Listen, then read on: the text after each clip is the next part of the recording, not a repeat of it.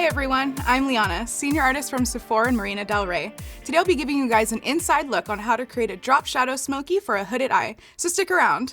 Because my lids are a little on the pink side, especially in the morning, I use NARS's Radiant Creamy Concealer in shade Vanilla to neutralize. This product allows me to correct and prime for my eyeshadow. Also, when the lid is even, shadows appear more brilliantly and true to shade. Here I'm using Sephora Collection brush number 38 to softly blend concealer over the lid. You don't need much. For shadows, I will be using Kat Von D's Lolita eyeshadow palette. I picked this palette for two reasons. These shades work really well with my eye color, and the shades are super pigmented, so a little goes a long way. The first shade I'll be using is Besitos. With Sephora Collection brush number 19, I softly define my crease. Now, because I have more of a hooded eye, the idea is that I'm just trying to create a little bit more depth on the top part of my lid. To soften any harsh edges, I go back with the same concealer brush number 38. Next up is Urban Decay's 24/7 Glide On Pencil in shade Alkaline. Because I'm creating a drop shadow, the idea is that I want to have most of my pigment and the deepest colors on the bottom part of my lid. I'll be using Sephora Collection brush number 30. This brush is made out of synthetic fibers, which is great for creams and any liquid shadows. I want to point out that this liner does dry fast, so I want to buff and sweep the color as fast as I can. Once I finish buffing the first go around, I can add more and layer. Here I'm adding just a little bit of liner at the corner of the eye, and the idea behind this is to give the eye more of a round shape.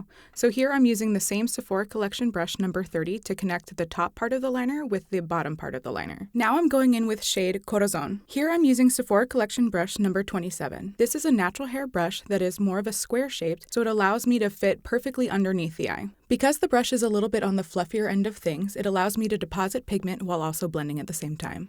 Another benefit of going over with a shadow is that it helps to set and prolong the liner that I used on the bottom part of my eye.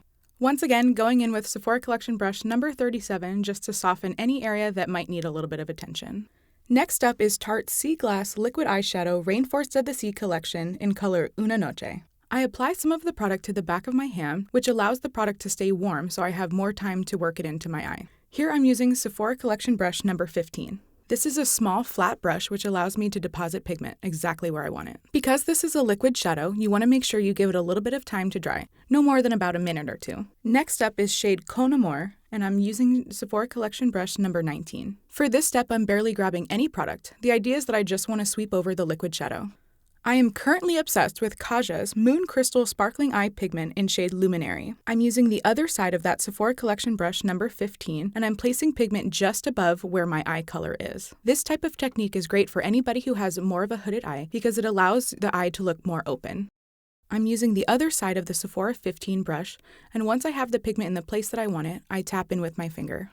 Without grabbing any extra pigment, I go in with the Sephora Collection brush number 19 to blend all the colors together. Now on to the waterline.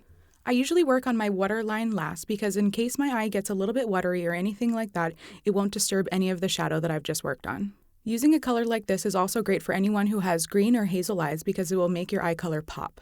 Last but not least is Dior's Dior Show Pump and Volume HD Mascara. The packaging on this is really great because you can actually pump the mascara to get as much pigment as you want on the actual applicator. That way you don't need to double dip. In order to get the most amount of pigment on my lashes, I coat the top of my lash and then wiggle up from the bottom. You can also use the tip of the applicator to get the tiny hairs that are in the inside corner of the eye. Thank you guys so much for watching. Go ahead and leave a comment below and let me know what your favorite palettes are. Don't forget to like, comment, and subscribe. Bye!